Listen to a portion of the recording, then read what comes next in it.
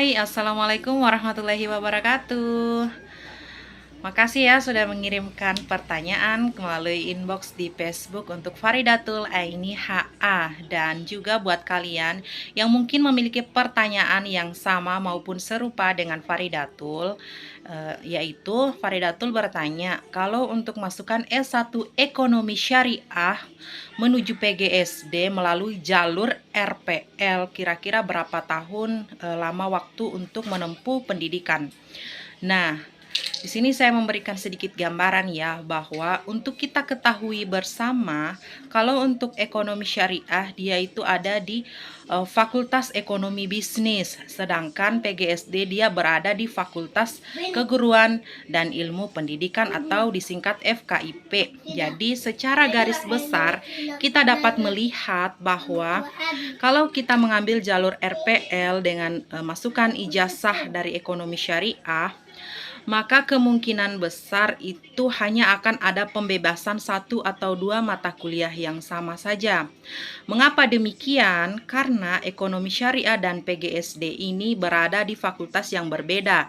Dalam artian dia tidak dalam satu linear atau satu garis lurus ya, maupun mereka tidak dalam satu rumpun. Nah, apa yang dikatakan dengan satu rumpun? Jadi kalau satu rumpun adalah jurusan yang berbeda tetapi masih dalam satu fakultas yang sama. Sedangkan kalau ekonomi syariah dan PGSD berada di fakultas yang berdiri masing-masing. Jadi dengan demikian kalau Faridatul mengambil jalur RPL dengan masukan ijazah S1 Ekonomi Syariah, kemungkinan hanya akan ada satu atau dua mata kuliah umum yang diberikan pembebasan nilai, seperti misalkan pada pendidikan agama, yang dimana sudah saya lihat di katalog bahwa untuk ekonomi syariah dan pendidikan guru sekolah dasar atau PGSD punya mata kuliah yang sama, yaitu mata kuliah pendidikan agama, baik itu agama Islam, Kristen, Katolik, Konghucu, dan agama yang lain. Sedangkan kalau untuk pendidikan Pancasila di ekonomi syariah, maka itu ada kemungkinan sama dengan pendidikan kewarganegaraan yang ada di PGSD. Jadi kalau masukannya dari ijazah sarjana ekonomi syariah ke PGSD, kemungkinan besar lama kuliah akan tetap sama, yaitu 9 semester, tetapi ada pembebasan satu atau dua mata kuliah.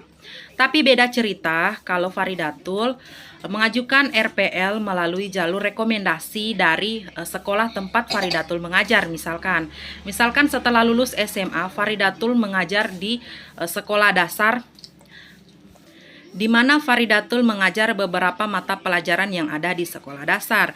Jadi kalau Faridatul mengajukan RPL melalui jalur rekomendasi dari pihak sekolah tempat Faridatul mengajar, maka kemungkinan besar pihak UT akan memberikan penghargaan terhadap kinerja Faridatul yang sudah mengajar di sekolah dasar untuk beberapa mata pelajaran yang ada di sekolah dasar, yang tentunya ini sangat relevan dengan mata kuliah yang nanti akan ditempuh di universitas terbuka.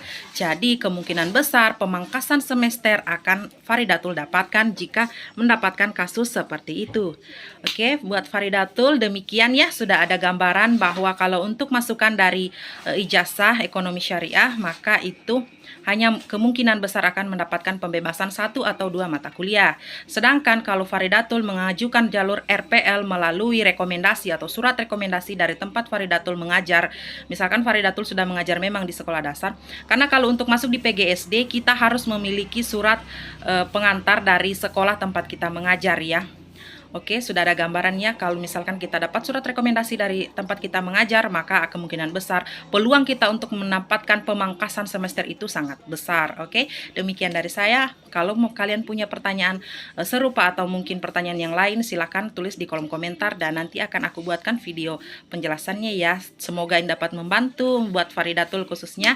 Wassalamualaikum warahmatullahi wabarakatuh. Tetap semangat ya.